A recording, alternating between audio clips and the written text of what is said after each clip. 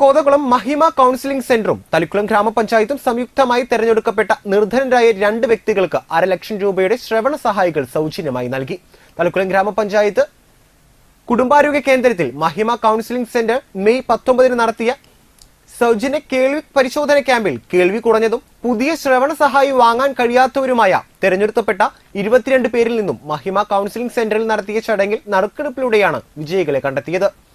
ബാക്കി വരുന്നവർക്ക് തളിക്കുളം ഗ്രാമപഞ്ചായത്തിന്റെ ഗ്രാമസഭയുമായി ചേർന്ന് ശ്രവണ സഹായി ലഭ്യമാക്കുമെന്ന് പ്രസിഡന്റ് ഉറപ്പ് നൽകി. PI സജിത സമാപന ചടങ്ങ് ഉദ്ഘാടനം ചെയ്യുകയും നറുക്കെടുക്കുകയും ചെയ്തു.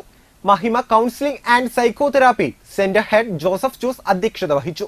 Manappuram foundation CEO George D Das, Thalikulam ഗ്രാമപഞ്ചായത്ത് വൈസ് പ്രസിഡന്റ് അനിത ടീച്ചർ, വികസനകാര്യ standing committee chairman AM Mehaboob, അംഗങ്ങളായ CK Shiji, Sandhya Manoharan, Manappuram foundation chief manager Shilpa Treesa Sebastian, CFO Fidel Raj, academic director doctor Shaji, Rekha MP എന്നിവർ സംസാരിച്ചു.